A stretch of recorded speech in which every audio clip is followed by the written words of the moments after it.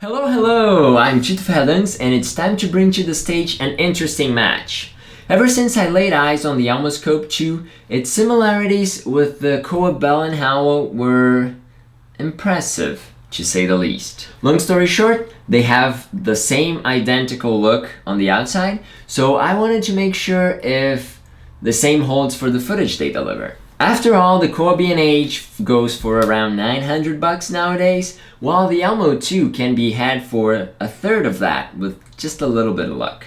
It would be more than interesting to figure out if the Elmo 2 is underrated or vice versa. Both lenses are vintage projection optics and dual focus setups by nature. The Kowa B&H is considered to be the very best among projection lenses, and he's praised by many and sought after by many more. A while ago, I worked on the shooting for the acoustic version of Hello by Hedley with the genius of Matt Leaf. It was a 2-camera setup, and for that we had both my Kowa B&H and Corey McGregor's Elmo 2, each one inside a Rectilux, and paired to Russian taking lenses, the Mir, the Helios, Galios, the Jupiter, the usual. And the challenge here is, can you spot the difference between each adapter?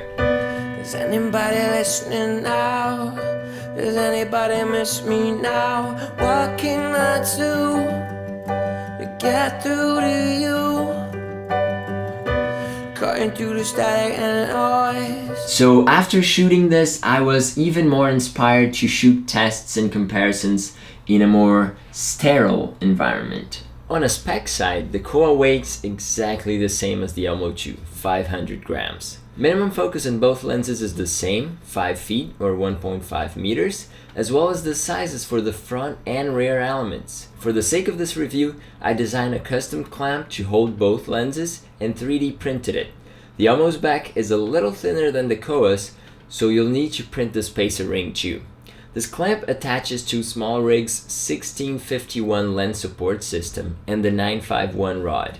It uses M4 screws and nuts for holding the adapter in place and a 1/4 of an inch nut to screw to the lens support. You can get the files for printing right here. Both lenses have neither front or rear filter threads, so if you want to add some diopters to them, a clamp will be required. Alignment is also set on the clamp. Check out how to mount either of these lenses inside the FM or inside the Rectilux for single focusing. For the following tests, I'll be pairing shots from the Kowa B&H and the Elmo 2 with the exact same settings. For usability's sake, they're both going to be fitted into the Rectilux. This is the time of the truth. While the Elmo manages to keep up at wider focal lengths, it doesn't do so well in fast apertures. When the lenses get longer, the Kowa states its supremacy, beating the Elmo in every single setting. These are 100% crops of 12 megapixel images, so when shooting video, the difference shouldn't be so noticeable. I dare you to say these flares are not identical. Warm long streaks and one green reflection. Again, exactly the same results for vignetting, with an almost usable frame at 40mm at 2.4:1 crop. No vignetting from 50mm for 2.4:1 crop, but with a little bit at 2.66:1. Step up to 58mm for 2.66 coverage and clear the image completely at 85mm and above. If you want to see some more test footage of these two lenses intercutting together, you should check the Hedley's Hello Acoustic video by clicking here. My half-cooked tests won't come even close, so I won't even try. Matt already did a great job with it, so just enjoy it. SmallRig, get it off my chest. I know it's been a while and I could use a little FaceTime. The face-to-face kind. We need a breakthrough. You're afraid of falling, I'm afraid to. This is the first video of the Kowa month, which is a month when I'll be focusing around tweaks and mods and improvements in general on the Kowa B&H Howell. These were all achieved in collaboration with other people. This first episode, as I already mentioned, has a lot of participation and encouragement from Matt Leaf. Some of the other tweaks, most of the other tweaks actually, were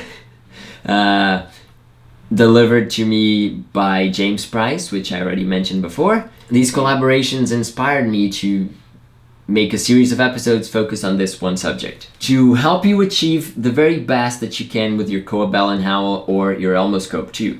It's a seriesception, it's a series inside of a series. So if you're interested in that and you have the courage to open up your lens, it's easy, I promise, not that hard. Just subscribe now and you'll be notified when the following videos come up. Also, if you're the kind of person that hates constantly pausing the video and then playing and then doing whatever the instructions tell you to do, you can just head on to the blog and check the written version of everything that I post here. So just click there and enjoy. Tjit verder, and I'll see you next week.